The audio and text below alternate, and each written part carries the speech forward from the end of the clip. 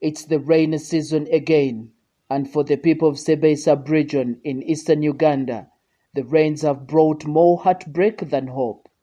This time, deadly landslides have torn through the districts of Kapchorwa, Kween, and Bukwo, leaving behind a trail of destruction, lost lives, and shattered homes.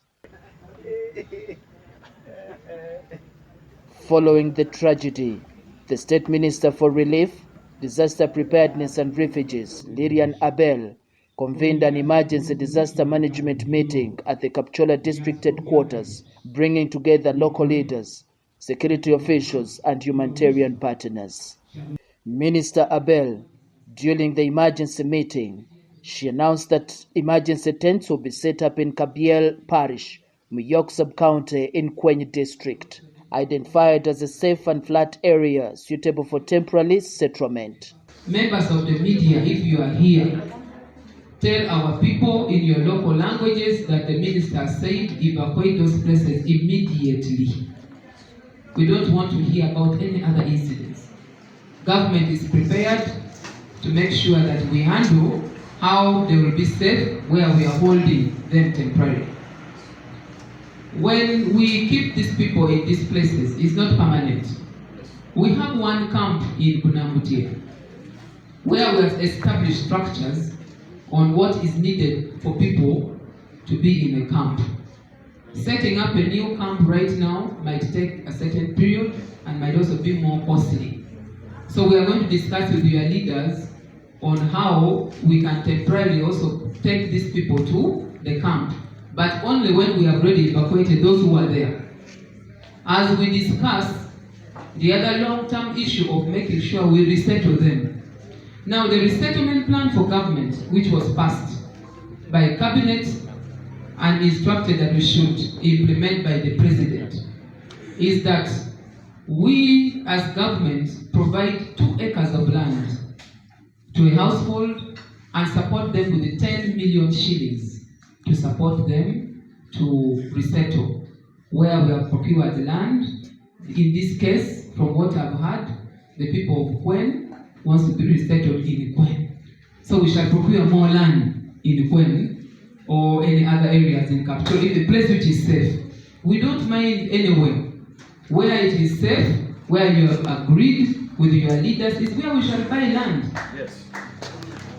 And government is going to also advertise for land. We can only buy land if we don't have any issue of contestation with the land. She also delivered financial support on behalf of President Yoweri Kaguta Museveni, 5 million shillings to help with burial expenses for the bereaved families, and 1.5 million shillings to assist the injured in accessing medical treatment. The President, as usual, has supported the families of those who lost their loved ones from all the 3 districts of Kapchorwa, Kween, and Bukwo, and we have delivered the 5 million shillings to those families that lost their loved ones, and also delivered 1 million shillings plus the support from Kawacom, the company that works here, who donated 10 million shillings. So the 1 million shillings support those who are injured in the hospital from the president, plus the 550 and I think 58. In total, each family that got injured is receiving about 1.580 thousand shillings support them. So this money has already been given. The total number of people who are injured were 17, and they have all received the money. And also those who lost their lives, who are a total of 6 plus 4 plus 3, that brings us a total of 13 people. They have all received the 5 million shillings. What? The minister further directed the UPDF and Uganda Police Force to deploy additional personnel to support evacuation efforts and maintain security at the temporary camp. 20 more bodies are still buried. So UPDF will need more manpower to support the exhuming bodies from the soil, and also need to work closely with police. And we want the work to be faster, so that we don't, how the nature of our soil how it is.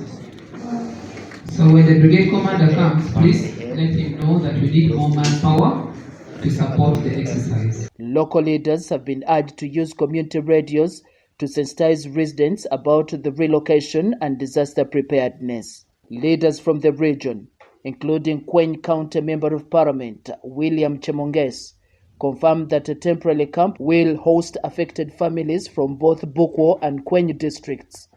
He noted that repeated displacements have disrupted livelihoods and education for many children in the region. We should not lie to our people anymore. Let's tell them to plant trees. My area of soil is affected by floods completely. All the 4 sub-counties are affected. The water is down there. Taplin should have reached there to help those people. And where would they be relocated? They would be relocated to an area where OPM, Office of the Prime Minister, is trying to buy land. But unfortunately, I'm told they have been trying to buy land for other people from elsewhere. I'm even told they are trying to buy land. OPM is buying land for people from Congo Brazzaville. Members of Parliament Phils Chemtai of Kapchorwa and Emma Rose Cherkut of Kween appealed to government to urgently repair damaged roads and bridges to ease rescue and relief efforts. Disasters that have been mentioned here. We have disasters of running water, which have swept away bridges and have killed very many people. For this year, we have buried more than 20 people who are trying to cross the road and they are swept by fast running water. And even yesterday, bridges were swept away. And many other bridges in Kapchorwa here, in the lower Atari here, a bridge which I even contributed in the construction was swept away. And it has been helping people a lot, and many others have been swept away. So I would like you to look into the problem of bridges, also good bridges for our fast running water.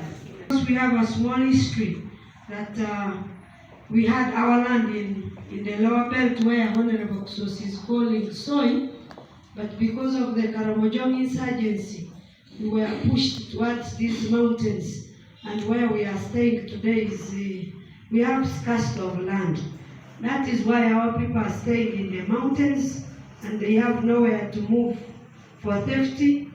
And yet we are hearing that government is procuring land every day and night to settle other communities. So my request on behalf of the people of Kapchorwa and Sebei in general is to ask your ministry and government to actually expedite the process of ensuring that these Sabis are also resettled in safer places.